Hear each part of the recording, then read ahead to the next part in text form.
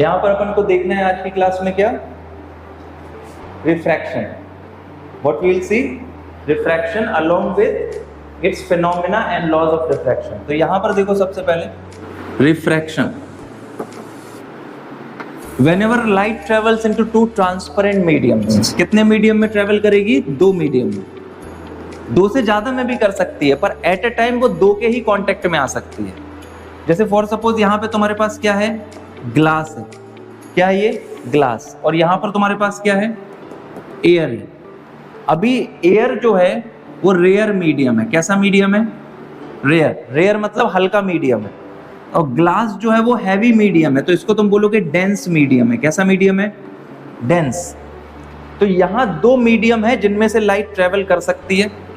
अभी for suppose यहाँ एक पॉइंट है, इस पर तुमने क्या खींच दिया, नॉर्मल खींच दिया। क्या खींच दिया, नॉर्मल। एक लाइट की रे यहाँ से यहाँ पर आती है, तो तुम क्या बोलोगे, लाइट कहाँ से कहाँ जा रही है, एयर से ग्लास में ट्रेवल कर रही है। You will also see rare से किस मीडियम में ट्रेवल कर रही है, डेंस मीडियम में ट्रेवल कर रही है। अब रूल ये कहता है जब भी रेयर से डेंस मीडियम में कोई लाइट ट्रेवल करेगी तो वो नॉर्मल की तरफ बेंड होगी। क्या होगी, अब नॉर्मल ये था तुम्हारे पास, इसको नाम दे दो N1 N2। यहां इस ग्लास की सरफेस क्लोज कर दो। अब लाइट को निकलना कैसा चाहिए, सीधा। यदि ये ग्लास स्लैब नहीं होता तो लाइट कैसी निकल जाती, बिल्कुल स्ट्रेट। अभी रूल के अकॉर्डिंग लाइट रे कहां को बेंड हो जाएगी, नॉर्मल की तरफ। दैट मीन्स ये वाला जो एंगल बनेगा नॉर्मल से और ये वाला जो एंगल बनेगा नॉर्मल से, इनके बीच में एक रिलेशन आएगा। इस एंगल को तुम आई बोलोगे। आई का मतलब क्या होता है, एंगल ऑफ इंसिडेंस। क्या है आई का मतलब, एंगल ऑफ इंसिडेंस। और ये जो एंगल बन रहा है तुम्हारे पास, ये तुम्हारे पास कहलाएगा एंगल ऑफ रिफ्रैक्शन, आर। क्या कहलाएगा, अभी तुम ध्यान से यदि देखोगे तो ये आई बड़ा है और ये आर कैसा है, छोटा है। That means whenever the light will travel from rare to dense, angle आई जो होगा वो हमेशा ग्रेटर होगा किससे, एंगल आर से।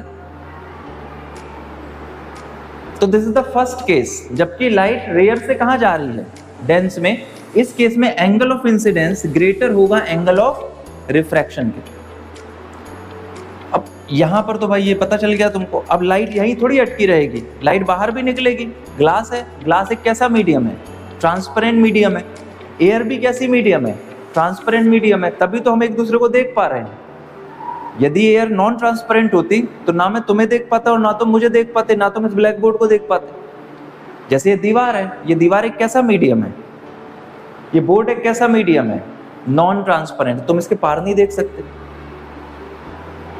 तो हमें हमेशा रिफ्रैक्शन में ध्यान रखना है कि दोनों, तीनों, चारों जितने मीडियम होंगे सब कैसे होना चाहिए, ट्रांसपेरेंट। ये पहली कंडीशन है, सबसे इंपॉर्टेंट। रिफ्रैक्शन होगा ही तब जब मीडियम्स कैसे होंगे, ट्रांसपेरेंट। तुम ग्लास की जगह वाटर ले लो तो पानी में भी लाइट क्या होती है, चली जाती है। तभी आप पानी यदि शुद्ध है, बिल्कुल क्लीन पानी है, तो उसके आर पार देख सकते हो। कई बार समझ में ही नहीं आता, कई बार ये समझ में ही नहीं आता कि वो पानी है भी कि नहीं, यदि इतना क्लीन हो जाएगा तो। जैसे कई बार ग्लास समझ में नहीं आता है, इतने साफ ग्लास हो रहे हैं आजकल मल्टी स्टार होटल्स में या मॉल्स में कि आप जाओगे तो आप टकरा भी सकते हो, क्योंकि आपको वो दिखाई नहीं देंगे। और ये गलती सिर्फ तुमसे नहीं हुई, दुर्योधन से भी हुई थी। महाभारत इसी चक्कर में तो छिड़ी थी, रिफ्रैक्शन ही तो था मेन कॉज। महाभारत सुने हो ना, भागवत कथा होती है, महाभारत होती है। महाभारत का मेन रीजन क्या था, रिफ्रैक्शन ही था। कहां से, भैया पांडवों ने महल बनवाया था नया, समझ रहे हो, वहां पर किसको बुलाया था, बहुत सारे लोगों को। उसमें से एक था तुम्हारे पास कौन, दुर्योधन। दुर्योधन और पूरी जो कौरव थे उन सबको बुलाया गया था। वहां पर एक बड़ा सा जैसे स्विमिंग पूल बना है, तो स्विमिंग पूल था, एक बहुत बड़ा स्विमिंग पूल था। मतलब swimming pool in the sense एक पॉन्ड था जो डेकोरेशन के काम में लाया गया था। अब दुर्योधन वो देख नहीं पाया, वो अपने दोस्तों के साथ जा रहा था और इतना क्लीन पानी इतना क्लीन पानी, इतनी ट्रांसपेरेंट सरफेस थी, इतनी ट्रांसपेरेंट सरफेस कि दुर्योधन ने उसमें क्या रख दिया, पैर रख दिया और वो उसमें गिर गया। अब ये जब वो गिरा है तभी से कहानी चालू हो गई महाभारत। उसमें क्या रहा, द्रौपदी कहीं खड़ी हुई थी, वो देख रही थी अपनी सखियों के साथ, उन्होंने हंस दिया, और हंसी भी ऐसी नहीं कि फ्रेंडशिप वाली हो, दुर्योधन शत्रु में गिना जाता था, तो एक जो कहते ना ऐसी हंसी जो कि चोट पहुंचाए, ऐसी हंसी जो कि चोट पहुंचाए, वो हंसी गई। और दुर्योधन ने उस चीज को ले लिया किसमें, ईगो पर। दुर्योधन दुर्योधन था, नॉर्मल पुरुष भी हो तो ईगो पे ले लेता है कई बार चीजें। अब उस समय की बात सोचो, आज तो समानता का अधिकार है लड़का लड़की के बीच। उस समय जब पुरुष प्रधानता थी, उस समय दुर्योधन ने कितना ईगो पे लिया होगा, और वहां से फिर उसने ठान लिया कि अब द्रौपदी का चीरहरण होगा। सुनो ना, चीरहरण होता है, दुशासन करता है और रोकते कौन है, कृष्ण भगवान। वहां से फिर महाभारत चालू हुई। इतना अच्छा रिफ्रैक्शन हुआ कि लाइट बेंड नहीं हुई, बहुत हल्की सी टिल्ट होकर निकल गई। इतना क्लीन पानी था, इतनी क्लीनलीनेस थी उस पानी में कि वो समझ में ही नहीं आया कि वहां कोई सरफेस है या फिर नहीं है, और वहां गलती खा गए। जैसे आजकल तुम रील्स वगैरह में देखते होगे, लोग जा रहे हैं, टकरा गए, वो कांच फूट गया, समझ रहे हो ना। तो इतनी क्लीनलीनेस होती है कई बार रिफ्रैक्टिव सरफेसेस में कि यू कैन नॉट इमेजिन कि दैट सरफेस एग्जिस्ट देयर और नॉट। ठीक है, तो यहां पर बात हो रही थी कि भाई जब एयर से ग्लास में गया तो बेंड हो गई लाइट की रे, किसकी तरफ, नॉर्मल की तरफ। एंगल तुम जितने भी बनाओगे नॉर्मल से बनाओगे, नॉर्मल से, ध्यान देना। प्रोटेक्टर जब रखोगे तो नॉर्मल से एंगल मेजरमेंट चालू करोगे, नहीं तो गलती कर दोगे। दूसरा केस, अब लाइट जब यहां आती है, जब लाइट यहां पर आती है आपके पास, तो इसको एक सेकेंड डायग्राम से तुम समझ लो। अभी फॉर सपोज ये वाली सरफेस आपके पास क्या थी, ग्लास, ये नॉर्मल था, हाँ या ना। लाइट की ओरिजिनल रे, यहां इसको पैक करो, लाइट की ओरिजिनल रे कुछ ऐसी जा रही थी, लाइट बेंड होके यहां से कहां पर आई, अंदर को। अभी इस पॉइंट पे आप एक नॉर्मल खींचो, क्या खींचो, नॉर्मल।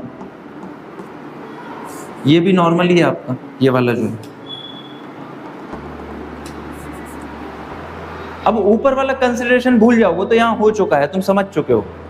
अभी यहां पर लाइट ग्लास से कहां जा रही है, एयर में। अभी मीडियम क्या है, डेंस टू रेयर।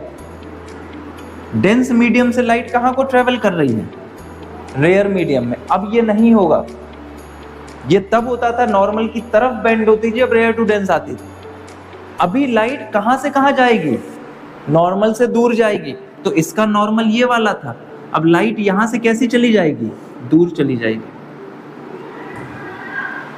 तो अभी तुम देख रहे थे नॉर्मल की तरफ आई, अब नॉर्मल से कहां चली गई, दूर चली गई। जब भी लाइट डेंस से रेयर मीडियम में ट्रेवल करेगी, हैवी मीडियम से लाइट मीडियम में ट्रेवल करेगी, तो अपने नॉर्मल से कहां भागेगी, दूर।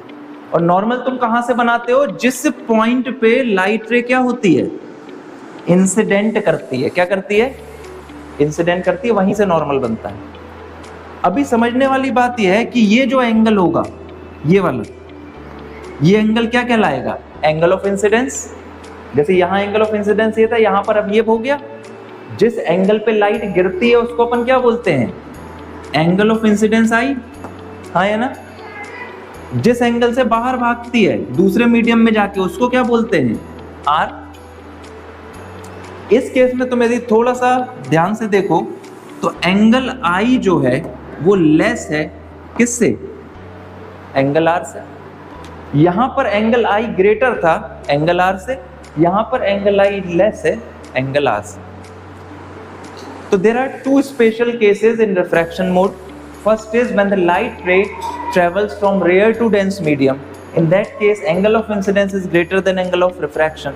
Second case, when the light ray is traveling from dense to rare. किससे किस में जा रही है? Dense to rare. In this case, angle of incidence is less than angle of refraction. अच्छा, और एक और मजे की बात है, ये लाइट रे कुछ ऐसे निकलेगी कि ओरिजिनल पाथ के कैसे हो जाएगी? पैरेलल। ये प्रैक्टिकल भी है तुम लोगों का लैब में, अक्षय सर इसको करवाएंगे स्लैब के थ्रू। इसमें तुम देखोगे जो फाइनल लाइट रे निकलती है वो ओरिजिनल लाइट रे के पाथ के कैसे होती है?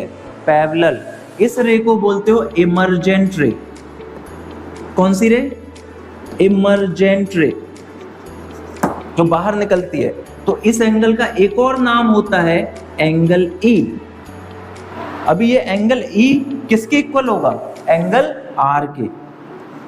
एंगल ई को ही आप एंगल आर बोल रहे हो। अच्छा, मजे की बात सुन लो, जब ये दोनों रे पैरेलल हैं तो ये एंगल और ये एंगल कैसे होंगे? इक्वल। तो ये तुम्हें याद रखना है कि एंगल ऑफ इमर्जेंस या emergent angle will always equal to I1 या I0।